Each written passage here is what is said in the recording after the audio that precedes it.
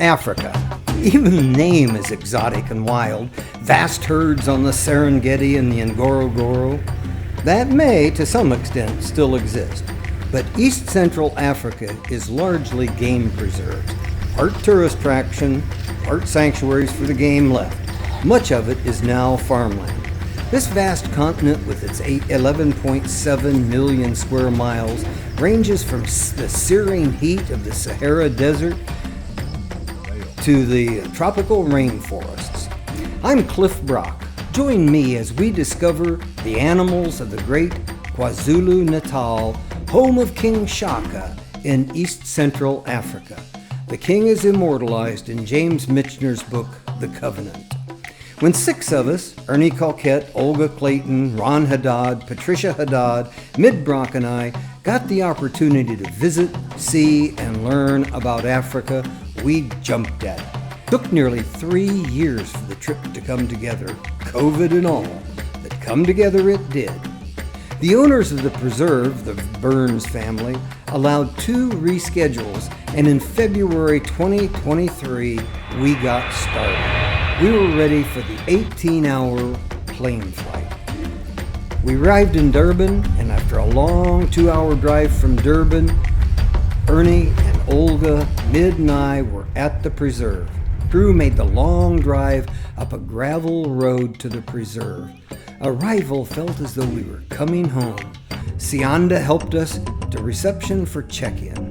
Check-in was a snap with desk clerk Coimba, and Ernie, Olga, Mid and I were ready, checked in, and ready for a game drive.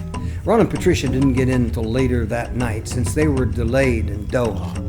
But once we were all together, we started to stack up the animal sightings. The first game drive saw giraffes, wildebeest, and rhinos on the 2,700-hectare preserve. The first 2 were so common, several of us stopped taking giraffe pictures. Yeah, you can't tell. Our view was always excellent from our Land Cruiser, purpose-built for game drives.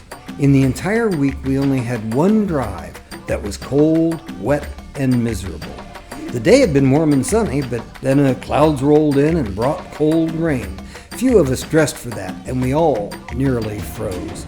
We began to wonder if our goal of spotting the Big 5, that is, lions, Cape buffalo, hippopotamuses, elephants, and lions. Probably none of us thought we would see the Big 5 and multitudes of other species, especially in such great numbers. Zulu-Nyala boasts some 40 species in the preserve. We were in a land of preserves, not on the Serengeti, and especially not during the season of great migrations. But our guide Sia was not to be deterred. He'd been at this a long time. Maybe the best part of the drives was Sia, a Zulu native and 16-year guide with a quick wit and deep knowledge. Sia, you told me that your grandfather helped you understand the bush and the animals in the bush. Tell me a little bit about that. When I was growing up, say from the age of 7 to when my grandfather passed away when I was 14. So my grandfather was a chief. So he was very close to the king.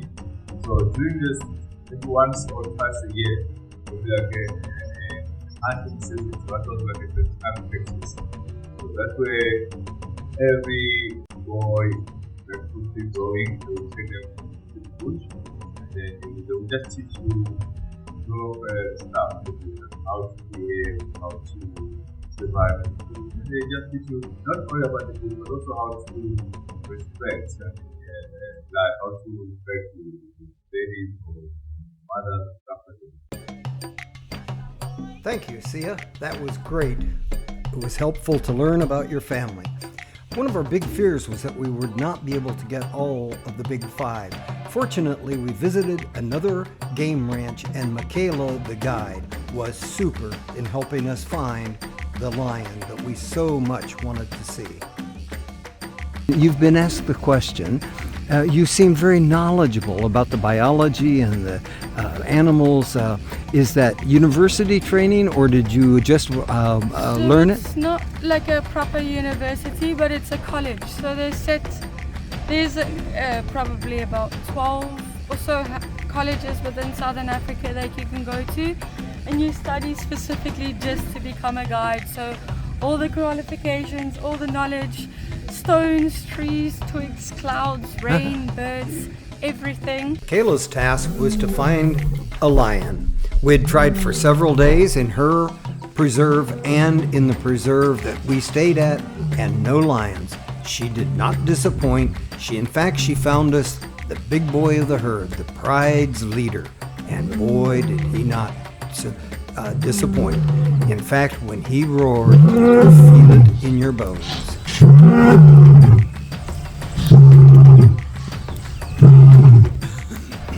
Back at Zulu Nyala, we were on a game drive looking for the Cape buffalo. They don't say much, but they are a very taciturn animal and quite dangerous in the wild. We were fortunate we were able to see quite a group of them, in fact a whole herd, and we even saw a little one who had only been born hours earlier. That was quite a treat. I have no idea how many we saw, 30 or 40 or something, but they were a sight to behold. The baby Cape buffalo was a delight, but we really wanted to get after a closer view of the hippopotamus. These big creatures are a sight. To do that, we had to get back into hippo territory, which means we had to ford the river, a couple of times actually, in order to go and get on the wet side where we'd be able to find the hippopotamus. These animals are dangerous. One time I read that actually hippos kill more people in Africa than poisonous snakes do. But they're a reclusive animal. Their legs are not hollow the way normal legs are. Their legs are actually solid bone, and that allows them to walk on the bottom. So a hippo can't swim. If for some reason he can't walk on the bottom, he will drown. But they walk on the bottom and feed. They're vegetarians. The fish love them because the hippo waste is very high in nutrients, and the fish follow them and actually clean up the hippo nutrients. This boy was not too friendly, but he was certainly magnificent to look at. Another vegetarian at Zulu Nyala is the rhinoceros. Zulu Nyala has both black and white rhinoceros at the preserve. They won't tell us how many there are because they have such a terrible problem with poachers coming in and cutting the horn off, killing the animal, and that's a loss to the entire world. The preserve actually has guard towers, and they have a whole force of night watchmen. You could see them all over during the daytime in their blue uniforms that stay in the watchtowers, drive the preserve, looking actually to prevent poachers on the preserve from killing the rhinoceros. Big boy. As he left our field of view, he did make one last editorial comment, spraying a bush as he walked out. We're not sure whether it was to mark his territory in case any other rhinoceros came along, or to give an editorial opinion to us as we sat there looking at him. We had some wonderful meals while we were at Zulu Nyala, but the hippos and the rhinos were not the only vegetarians. Our resident vegetarian was Patricia Haddad, and she spoke about the meals there.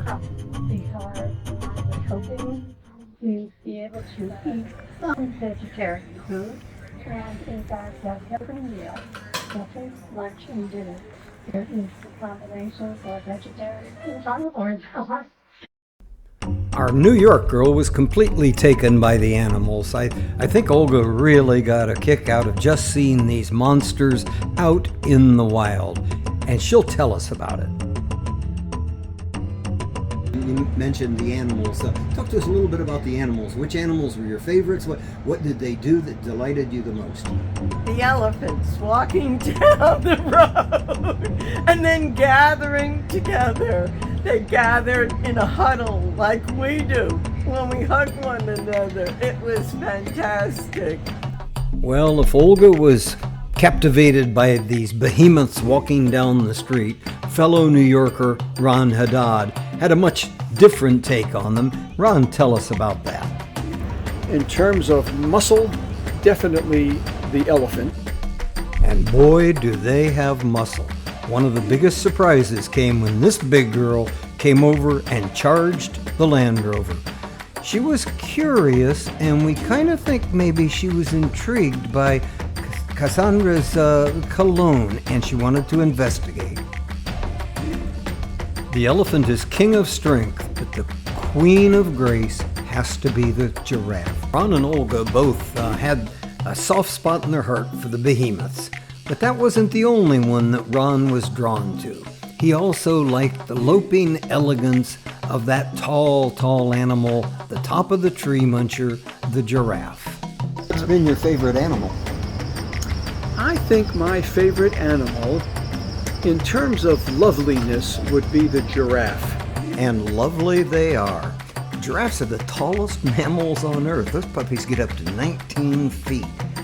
They live in herds of up to 50 individuals, and that's kind of the way they live in Zulu Nyala. Interestingly, they give birth standing up, which when you're 19 feet tall is not a bad trick to do.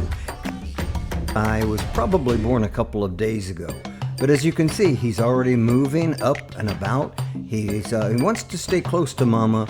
He knows where she is, but he's kind of operating on his own. He's a charmer. Birth, little giraffes are 6 feet tall. They can run within minutes of being born. They live about 25 years. Some interesting facts about giraffes. They have tongues that are 20 inches long. They can run 35 miles an hour.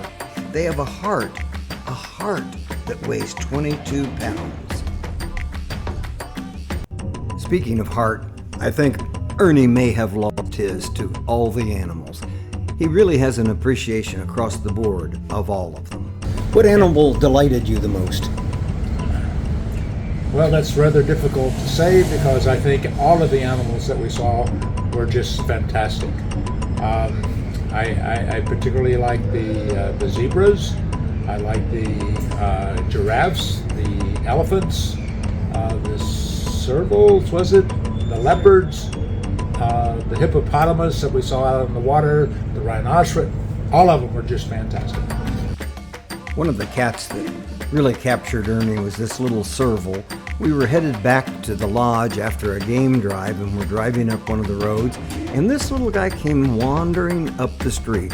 Servals are a medium-sized cat, but look how long his legs are, how big his ears are, and that beautiful spotted coat. These little guys live on small birds, mammals, and reptiles. They are beautiful. Another herbivore, they're very social and live in groups of up to 100 individuals.